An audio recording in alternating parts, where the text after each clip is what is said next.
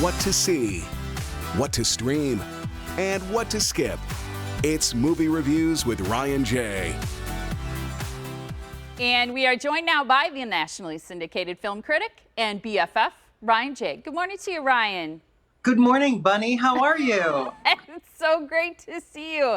I am doing it. It's funny that you say Bunny because my dog actually did not, from what we can tell, hurt or kill, but did pick up a rabbit, a small one, and brought it inside yesterday. Oh, he was presenting it to you. Yes, my son was like, I think he knows that you like rabbits. And I'm like, yeah, we need to save this rabbit. So good morning. So it's sweet. Super great to see you. I want to start with this first movie, Black Widow, because I've been seeing reviews for it and my daughter loves these type of movies. So I'm excited for you to talk about it and give us your take on it. Well, it's Marvel's first standalone female film. You know, we have had from DC to Wonder Woman, Suicide Squad. And so ScarJo finally gets Black Widow, maybe a little too late because it's after she's already died. Spoiler alert, too late for anyone who's seen Avengers Endgame. And if you haven't and you want to see Black Widow, then you're not really a Marvel fan, are you? So she's back in this prequel origin story. Oh, okay. So it's I got it. So that's how they take care of the she's already died part. Yes. Okay. So is it a good origin story? Not really, in the sense that it's not a very linear origin story. It's not a typical origin story. It kind of works with flashbacks, and it adds some character development, and you get a little bit about where she came from, but it's not a straightforward origin story. It's a little bit more interesting, but you do learn a lot more about this character. How do you feel about the rest of the cast in this? The cast and the supporting cast is phenomenal. I mean, Rachel Weisz is there as her mom, David Harbour as her dad, and then Florence Pugh, who you'll remember from Midsommar. She's such a great action star. She's amazing. And what I'm thinking is that she may be leading the way. There could be some future indications of where the Avengers or Marvel may be going in the future of their franchise through this new character in Florence Pugh. The only random thing about Florence, her character, is at one point they put her in a costume where she looked like a stormtrooper from Star Wars. It was very funny. How do you feel this compares to other Marvel movies? It's not as exciting. If you compare it to the standalone Iron Man movies or Captain America movies, the action isn't as big. That being said, it does have an incredible climax fight scene at the end, and you have to stick around, of course, as always, for the most consequential after-credit scene that will tie into. So it's a see it. See it in the theater, or stream it on Disney Plus for an extra charge where it's available today also.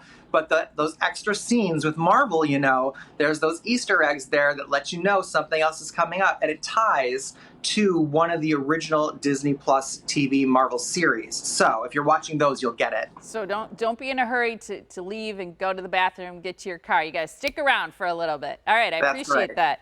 Let's talk about Fear Street. This is part 2, right? It's called Fear Street Part 2, 1978. Right. And these are it's a trilogy of movies that Netflix shot all in a row and are releasing them one week in a row, 3 weeks in a row. So it's Fear Street 1994 was part 1 last Friday. Today we're getting part 2, 1978, and next week is part 3. And these are really fun. They're based on R.L. Stine's young adult book series, kind of like a Goosebumps series for children. And the movies are much scarier. They're rated R. Oh, wow. Okay. No, this is on Netflix, right?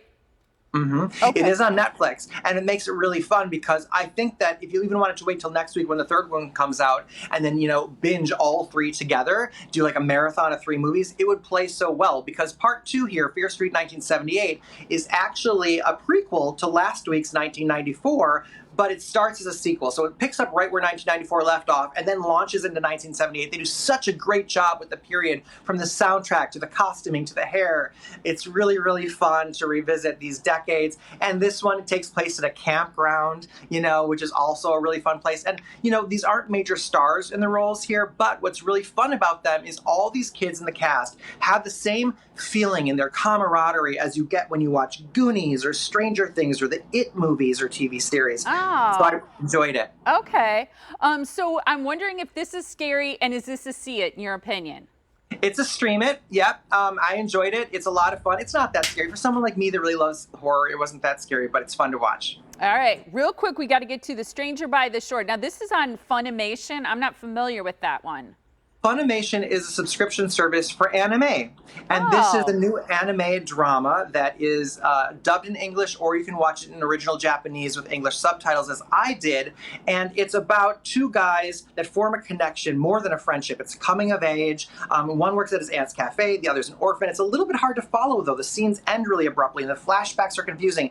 I found it kind of awkward. It's rated R, and I, can identify with the theme of coming out, but then it becomes kind of uncomfortable to watch, which might say more about me and my perspective than it does about the film itself. So that being said, I didn't like it. I'm saying skip it, but if you're a fan of anime, you might enjoy this on Funimation. I appreciate that. That's a very balanced review on that one, Ryan. It was great to see you. Have a wonderful weekend. Thanks so much, Molly. You too. Absolutely. Thank you so much. And you can like Ryan J on Facebook, follow him on Instagram and Twitter. And for full movie reviews, you got to check out his website. It's ryanjreviews.com.